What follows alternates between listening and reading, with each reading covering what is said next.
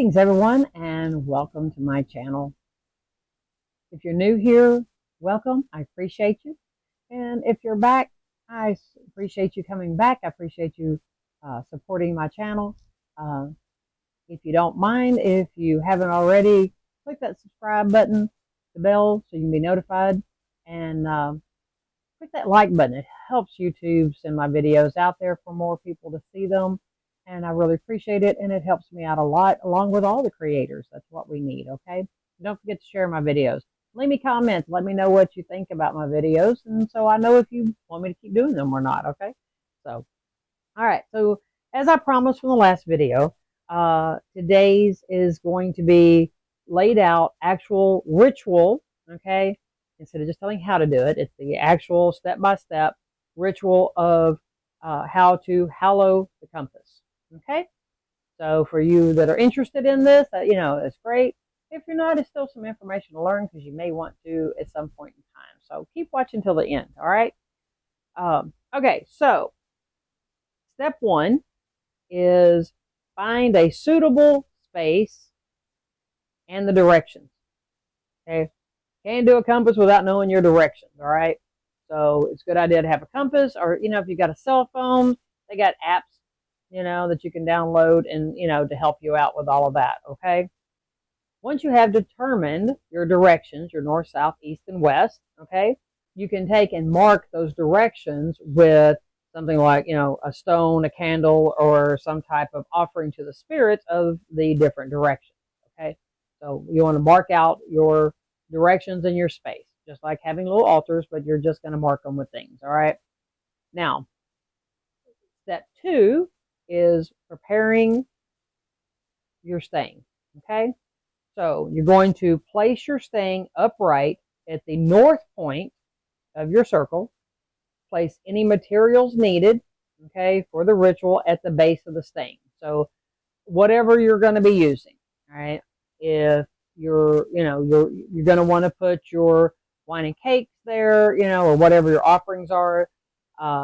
If you're going to do card reading, you want your cards. You want to just make sure you have everything in there that you're going to be using in your ritual, okay? And you place it all at the base of the stain. All right, so step three is trace the circle, all right? So you're going to go to the north and take your stain, and you're going to walk around the perimeter, the outer edge of the circle, tracing the edge of the compass circle with the bottom of the stain. Okay, I had a little one I was going to use to show you up here, and I couldn't find it for the video. So basically, you're just going to take your stain. We'll have this, okay, and you're going to trace, okay, just like we talked about before. As you walk, visualize a blue flame, or whatever color flame you want, but blue is usually what's used for these things, okay, coming from the base of the stain. You're going to walk the perimeter of the compass 3 times, all right? When you finish, place the stain back at the north point of your compass circle, okay? All right, step 4 is create a liminal space inside the compass, all right? So now to turn this space into something that is separate from our mundane reality, this involves entering into a trance-like state, all right? Once again, this is not for beginners, okay? You have got to know how to do so many things before you do this, all right? So, all right. One way to do this is to pace inside of the compass while chanting, all right? You'll want to continue to chant and pace the circle until you feel that the atmosphere has become thicker and more electric, okay? Now, you need to be able to feel the difference in the energy within this, okay? So just keep going until you do, all right? Step 5, envision your connections to the 4 directions, all right? So stand at the center of the compass and envision a glowing line running through your hips, connecting you to the east and west, okay? Then envision a line going through your navel, connecting you to the north and south. Now, Lastly, you're going to envision a line going through your spine like an axis mundi, which is a line or stem through the Earth's center, connecting its surface to the underworld and the heavens, and around which the universe revolves. That is the definition of axis mundi. All right. So this is going through your spine, all right, connecting you to the sky and traveling deep below your feet into the earth. So now we've got lines east and west going through our hips, north and south going through our navel, and now we have one coming straight down, connecting everything above to everything below. All right. Step 6 is you're going to perform your rite, your spell, whatever it is that you're in there to do. Okay. This isn't really one I think I would just be reading cards unless there was some major reason. It's a lot of energy, a lot of work to just do that. So there's a good reason that you're going to be going in there really connecting all these things. Okay. So your compass is now complete. So you can perform whatever you had planned. You know, once again, whether it's a ritual, spell work, meditation, might be a good place to do your Akashic Records meditation because you're already in a really good space for it. So, all right. Keep in mind that hallowing the compass before every magical act is not necessary. It's just like, you know, creating any type of magical circle is not necessary for all types of work. Okay. So you'll have to decide if creating this sacred space makes sense or not for what you're going to be doing. Okay. Because like I said, not everything needs this massive undertaking. Okay. Number 7 is, you know, after you've done all your work, okay, you've done whatever it was you were going to do, we come to step 7, and then it's time to release the compass. All right. So after your work is done, return to the center of the circle. Visualize the lines connecting you to the directions, drawing them back into your body. Then you can offer thanks to the spirits, energies, or deities that you have chosen to work with you. All right. So as you're standing there, you're simply going to draw all of your lines back into you. All right. And then be sure to give thanks to everything that has helped you. Everyone, everything, the elements, the any deities, any energies, anything that has been there and helped you in whatever your workings were. Okay, be sure to give thanks and do your offerings and all that kind of stuff. Next, you need to transition the space from something liminal to something that is grounded back into the mundane world. So, you know, it's kind of like a meditation. When we, you know, get deep down in there, we have to bring ourselves back to the here and now. Okay, you got to do that here as well. So to do this, you're going to walk around the perimeter of the circle, Widdershins, counterclockwise. Okay. All right. Once you have walked the perimeter 3 times and have felt the energy of the compass fully dissipate, you can clap your hands 3 times and say, "It is done." Okay. If there's some other words that you want to say, you can.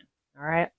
This is not a time to say the circle is open but never broken. Okay. So those of you that use that phrase for other circles, this is not a time for that.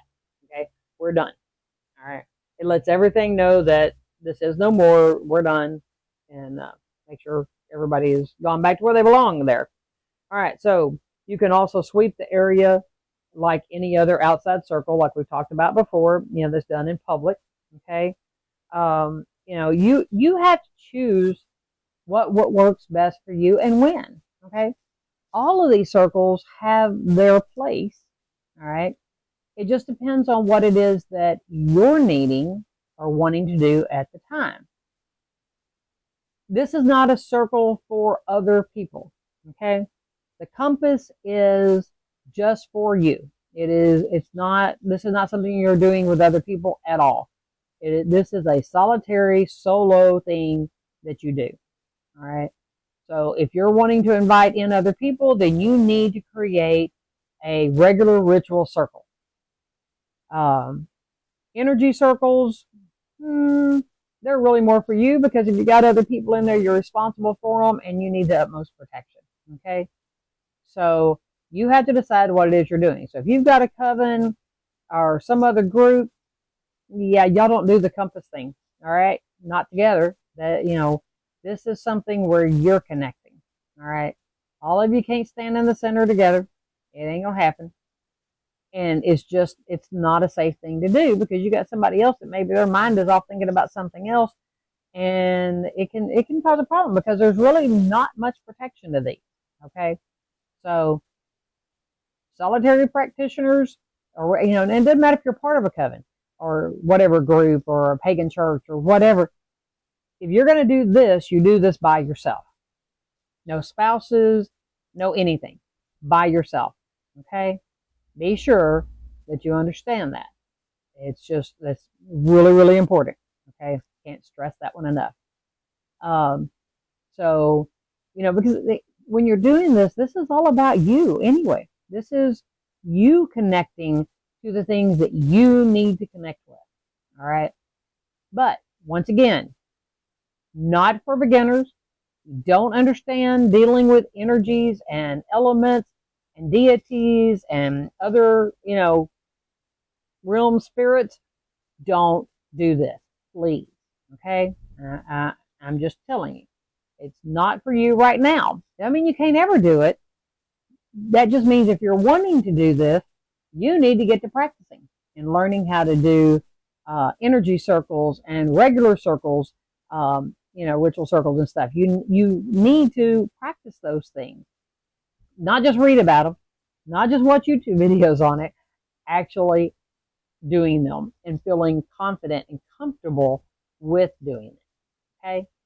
So I hope you enjoy this. I hope those of you that are at a point that you can, try it, that you do. It's just one of those things that it can be an amazing experience, but it can be a really bad experience for somebody that doesn't know what they're doing. Okay. So, or you may just get frustrated because it doesn't work right. All right. Because you don't make it into those other realms because you didn't know how to properly focus and direct energy and connect and all that. Okay. So, not, putting anyone down for being new. It's just one of those things that, hey, I remember the first circle I cast. I was a nervous wreck. Okay. And it took me a while before I even really felt totally comfortable doing that. Okay. Way back when. So I would never have tried this at that point. So think about it, learn about it. Okay. Do some more research on them, but go practice your energy circles and even practice some ritual circles. Okay. Figure out, because with ritual circles, you get connected to the elements. And so go practice those and then come back and try this if you want. And if you do try this, leave me a comment down there. Let me know what you think. Okay. What happened? How great was it? I'm really anxious to hear, y'all's experiences. I really, and you can leave me comments about other types of rituals too, in either this video or the previous one. Just, let me know what you're doing, how it's working, and how else I can help you. Okay, that's what I'm here for. Tell me how I can help you. So, I have some new things I'm fixing to be working on at my store. I'm really excited. Still a few weeks away. I'll let y'all know about it when it starts actually transpiring. And anyway, who knows? Maybe I'll do some videos about it. Not really witchy, but I can maybe pop some in anyway, just as an extra. So, all right, everybody. Go practice, all your circles. Practice raising energy, doing energy circles. Just go do it. Just practice building an energy circle around you. Okay, and don't forget, if you hadn't already, please click all the little buttons down there. Share my video and leave me some comments. All right, I appreciate you. I love all you wonderful people out there. I love the fact that y'all watch my channel and that you support me.